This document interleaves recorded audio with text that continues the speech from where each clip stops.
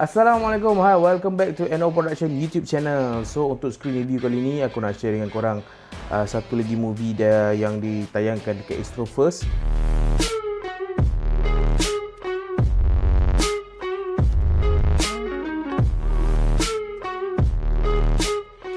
Movie tulisan dan arahan Nabil Ahmad, Madbon Malaya. Before aku start, akan ada sedikit spoiler dalam video ni. So korang belum tengok lagi, pergi tengok dulu and then baru tengok balik video ni. Alright, so Madbon Malaya ni mengisahkan tentang seorang mamat ni, and watak dia Mat. Dia bekerja di agensi, intelligence agency, dia spy agency. So dia ada jatuh cinta dengan seorang perempuan ni, watak Bondi, yang dilakukan oleh Elizabeth Tan.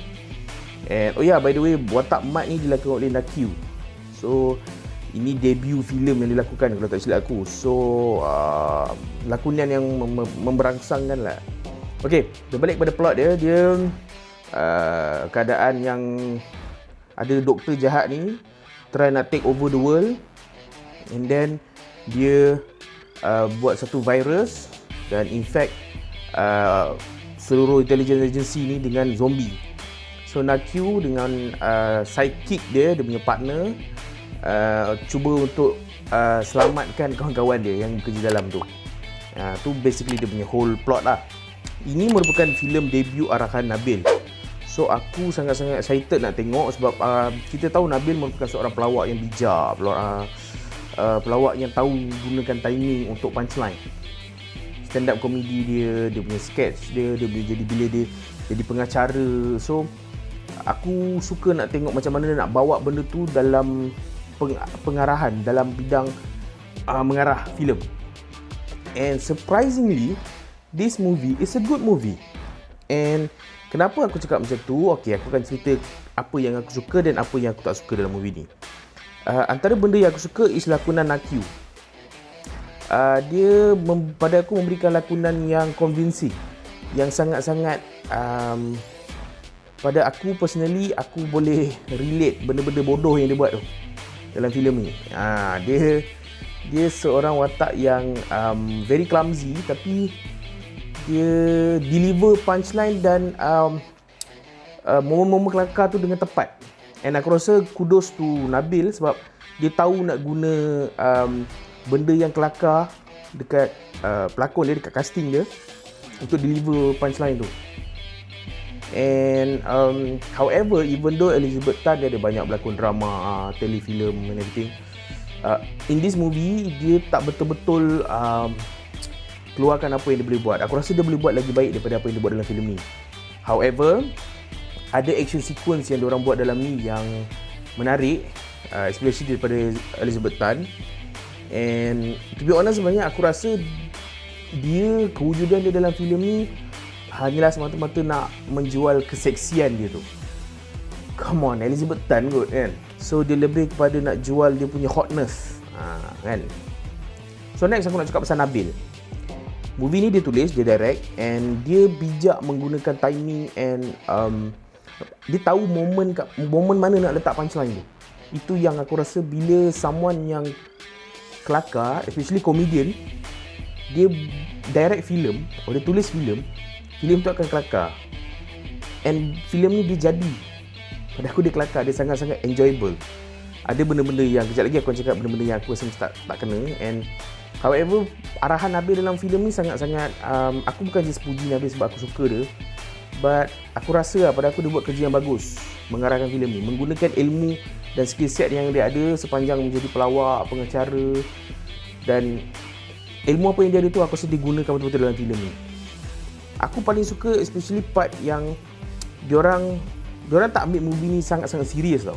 Dia tahu movie ni movie yang komedi, movie kelakar. And aku suka, spoiler, aku suka part di mana Nabil dia pitch idea movie ni dekat pengarah-pengarah yang ada dekat Malaysia, pengarah famous. Sebagai contoh, dalam tu ada Gas Abu Bakar, ada Aziz M. Osman, ada Michael Ang. So Nabil try pitch idea ni dekat diorang. So dekat situ momen kelakar. Dia sebenarnya movie ni dia based on Nabil pitch idea tu dekat diorang.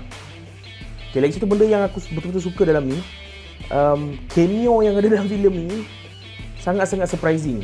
Aku tahu Nabil dia akan gunakan kabel, semua kabel yang dia ada untuk tarik sebanyak mana cameo yang dia boleh tarik. So korang boleh expect Tok Ram ada dalam ni. Ada beberapa lagi cameo yang dalam ni aku tak expect Nabil boleh dapatkan. And somehow cameo tu punya karakter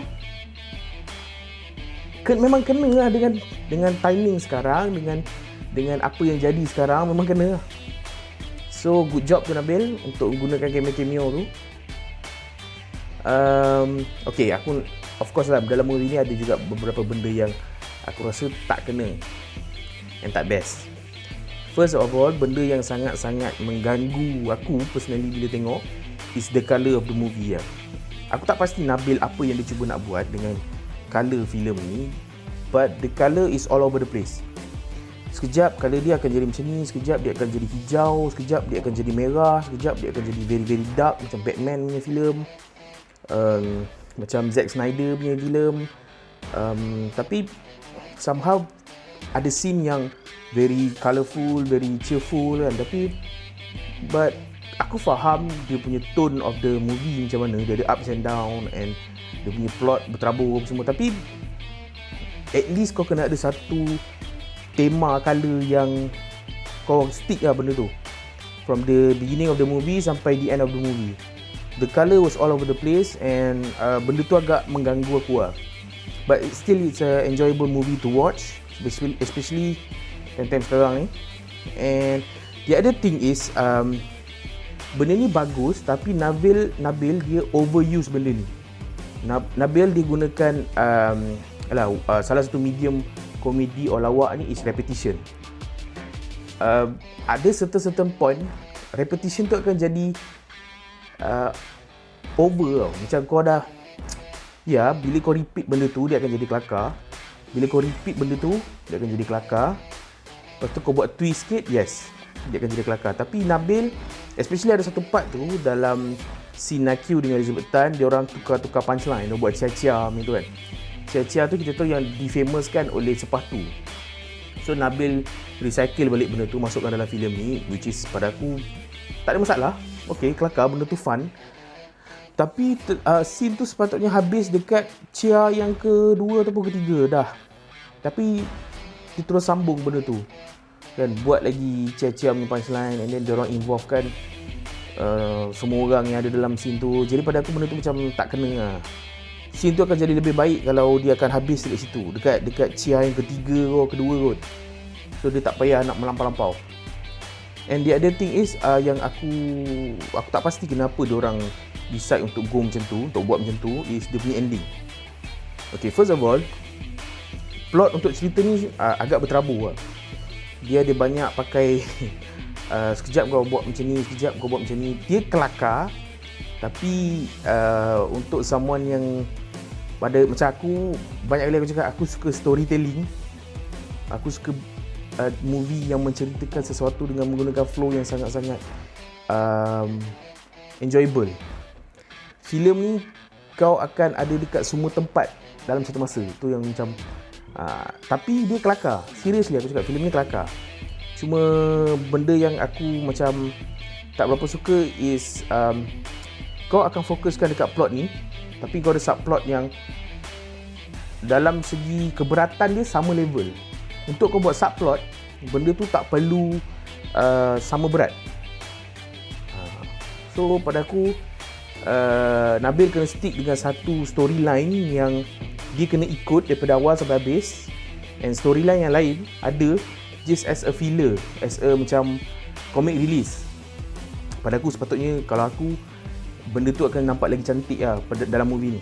And dia punya ending, pada aku ending dia sangat sudden, tiba-tiba, sangat-sangat abrupt, sangat macam tiba-tiba habis.